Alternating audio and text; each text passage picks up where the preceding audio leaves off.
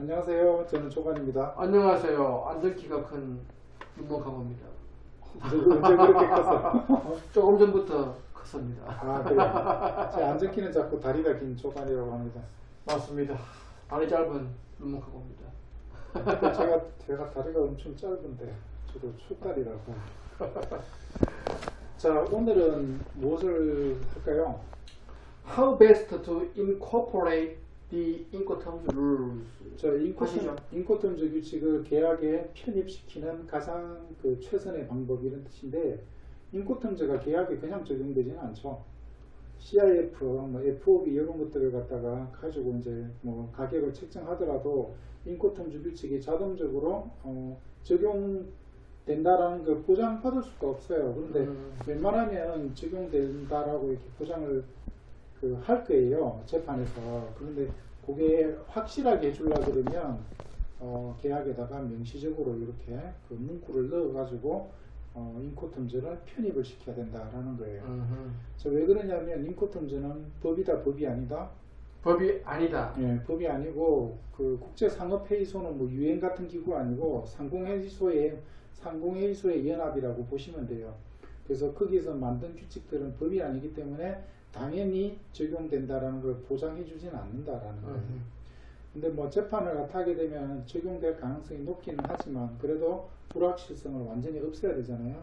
그렇기 때문에 계약에다 편입을 갖다 시켜야 되는데, 근데 계약에 편입을 갖다 시킬 때도 잘 편입을 갖다 시켜야지 그냥 대충대충 해가지고는 나중에 문제가 생길 수도 있다 이런 거라서 어떻게 하면은 계약에다가 인코텀즈를 가장 잘 편입시키는가, 그거에 대해서 공부를 하게 되고요. 오케이. 내용이 어려운 거 하나도 없어요. 그래서 쉽게 돼 있으니까 엄청 길던데요. 그게 예를 들어서, 그래서 하나는 방법이 나와 있는 거고 밑에는 쭉 예를 들어서 보여주는 거다 이렇게 보시면 돼요. 그래서 9번부터 볼 건데 해석은 여러분들이 해보시고, 제가 해석을 못하니까 한글로 돼 있는 거 볼게요. 영어 선생님이지만 영어 못하잖아. 누군지 영어 선생님은. 자, 밑에 볼게요. 당사자들이 인코텀즈 2020 규칙이 계약에 적용되도록 하는 경우에 가장 안전한 방법은 계약에서 다음과 같은 문구를 통하여 그러한 의사를 명백하게 표시해야 된다. 그래서 문구가 보니까 제일 먼저 뭐가 나오죠? 인코텀즈. 선택된 인코텀즈 규칙이 가장 먼저 나옵니다. 그래서 FOB를 선택했다라고 하면 FOB를 가장 먼저 나오게 되는 거고, CIF를 선택했다라고 하면 CIF가 가장 먼저 나오고, 그 다음에 또 뭐가 나오죠? 지정한 장소 또는 지정. 그 다음에 인코텀즈 버전을 이렇게 표시를 갖다 하는 거. 이런 순서대로 이렇게 나오는 거예요. 그래서 보니까 밑에 10번에서 예를 들었습니다. 그래서 따라서 예를 들어서 보니까 가장 먼저, 그래서 선택된 인코텀즈 규칙이 CIF. 그 다음에 지정한 곳 또는 장소 또는 지점이 보니까 상하이라고 되어 있고요. 그 다음에 뭐랄까요? 인코텀즈 2020 이렇게 표시를 하는 거. 그래서 예를 하나 들어놓고 밑에 또 DAP를 예를 갖다 또 들어놨네요.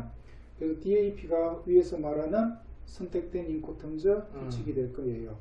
그 다음에 넘버 1, 2, 3 ABC 스트리트 인 포틀랜드 이 부분이 뭐예요?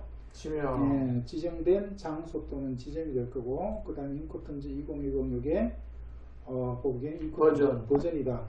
그래서 이렇게 표시를 갖다 해줘야지만 뭐라고요? 이런 의사를 명확하게 표시를 해야지만 인코텀즈가 적용이 된다라는 거예요.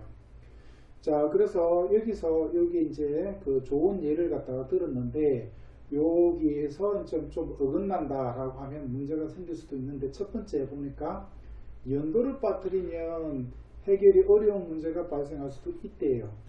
그래서 2010 버전하고 2020 버전하고 뭐가 다른지 알고 계시는 게 있죠? CIP.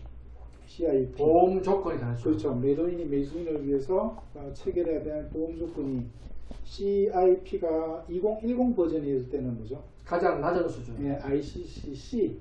그 다음에 2020 버전을 하게 되면 가장 높은 수준. ICCA 이렇게 되니까 버전을 표시 안 했다라고 하면 수입사항 쪽에서는 2010이라고 주장할 거고, 수입사항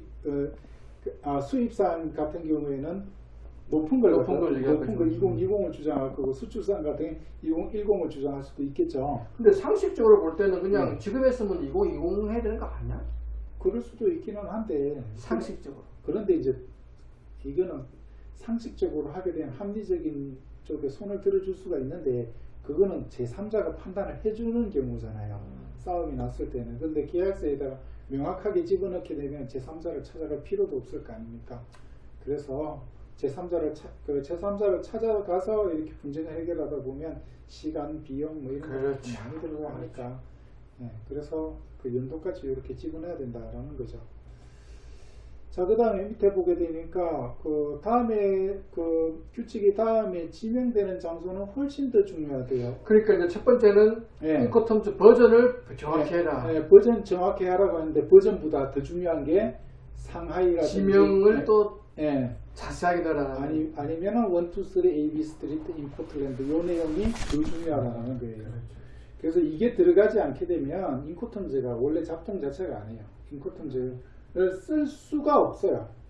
어디까지 가는지 CIF당에 상하이를 빼먹어보면 목적지가 어딘지 알 수가 없어요. 말이 안 되고 그 다음에 DAP 같은 경우에도 넘버 1 번지수를 정해서 번지수 이런 것들 안 적게 되면 이렇게 어디까지 갖다 놓으는지 모르잖아요. 예, 그래서 일단 저게 들어가야지만 인코텀즈 자체가 작동을 한다는 거. 그래서 요거는 버전보다 훨씬 더 중요하다라는 거고. 그러니까 DAP 서울 그러면은 예. 서울 어딘 줄 알고. 그러니까 서울을 갖다 적으면 작동하기는 해요. 작동을 갖다 하기는 하는데 근데 서울 어딘데 라고 했을 때는 결국은 매도인이 그 지점을 선택할 권한을 갖고 있긴 한데 매수인의 입장에서는 나중에 불만을 가질 수가 있죠. 그렇죠. 그래서 서울 어딘지 주소를 정확하게 적는 것도 좋습니다. 그래서 다시 12번으로 가게 되니까 지명되는 장소는 훨씬 더 중요한데 그 지명되는 장소가 왜 중요하냐면 거기가 위험의 분기점이고 인도의 장소이기도 하고 그 다음에 C로 시작되는 규칙들에서는 비용의 분기점이라서 그래요. 자, 그런데 그 C로 시작되는 경우 같은 경우에는 중요한 장소가 두 개예요.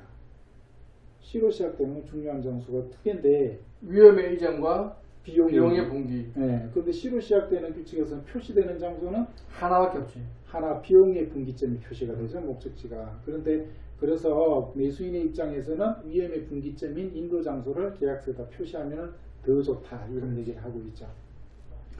자, 그래서 C로 시작되는 걸 빼고 C로 시작되는 거는 지정 장소가 어디 뭡니까? C로 시작되는 걸 제외하고 지정 장소가 어디서 인도되는지 위험이 지나는지 표시하는 거예요. 그래서 E로 시작되는 거, F로 시작되는 거, D로 시작되는 거는 표시되는 장소가 인도되고 위험 이전되고 비용 이전되는 장소이기도 해요. 근데 C로 시작되는 건 표시되는 장소가 인도 장소가 아니다. C로 시작되는 표시되는 장소가 비용을 부담하는 장소다라는 게 뭐라고요? 맨 밑에 문장에서 이렇게 나와 있죠. 그죠? 자, 그래서 C로 시작되는 건 조심해야 되는 건 뭐죠? 다시 한번 말씀드리면 C로 조심해야 되는 거는 위험의 분기점을 계약서에 표시해야 되고 좋다. 그런데 표시가 안 되는 경우가 많다라는 거죠. 그 다음에 T로 시작되는 규칙은 지정된 장소가 인도 장소이자 목적지이고 거기서 위험이 이전되고 거기서 비용이 분기하기 때문에 장소가 굉장히 중요하다는 겁니다. 그래서 장소를 표시를 갖다 해야 되고 그리고 장소를 갖다 표시를 갖다 하게 될 때는 어떻게 해야 되는 거죠? 장소를 표시할 때는 주소까지 상세하게 표시를 갖다 하는 것이 좋습니다 라는 거예요. 13번 문단 같은 거 여러분들이 그냥 참고로 이렇게 읽어보시고 중요한 내용은 아니고요. 14번 문단에 보게 되면 지리적으로 가능한 명확하게 표시를 갖다 하는 것이라고 이렇게 되어 있어요. 그래서 위로 한번 올라가 보니까 뭐라고요? 목적지 표시를 갖다 할 때 주소까지 이렇게 표시를 갖다 있잖아요. 왜? 비용이나 위험의 분기점은 정확하면 정확할수록 좋다 이런 겁니다. 그래서 요 사례로 들어놓은 거 이런 것처럼 뭐라고요?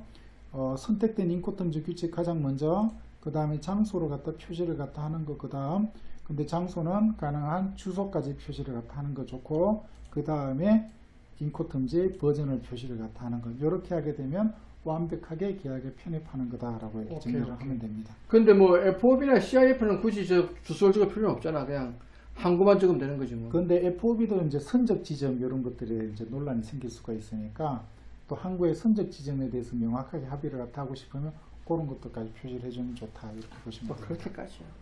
네, 뭐 그럴 수도 있고 근데 뭐든지 상세하게 명확하게 합의를 하는 게 그 반대의 경우는 있어요. CIF 같은 경우에 도착지가 예를 들면 부산인데 예, 부산 시당 근처에 있는 창고에 있는 고객이면 예, 부산 시당으로 들어오면 운송료가 얼마 안 드는데 예, 북항에 들어가면은 엄청나게 돈이 들잖아. 예, 그때는 이제 부산 신항 이렇게 분명하게 표시해놔야겠지. 그렇죠. 예, 그렇고. 안 그러면 좀 추가적인 비용이 발생할 수 있으니까. 예, 그래서 저 장소는 위험의 분기점이자 비용의 분기점이니까 가능한 상세하게 표시를 해야 되고, 표시를 안 하게 되면 인코통제가 작동 자체를 안 한다, 그렇게 정리를 하겠습니다. 자, 정리가 되셨나요? 뭐 나는 뭐 다 아는 내용이지. 그렇습니다.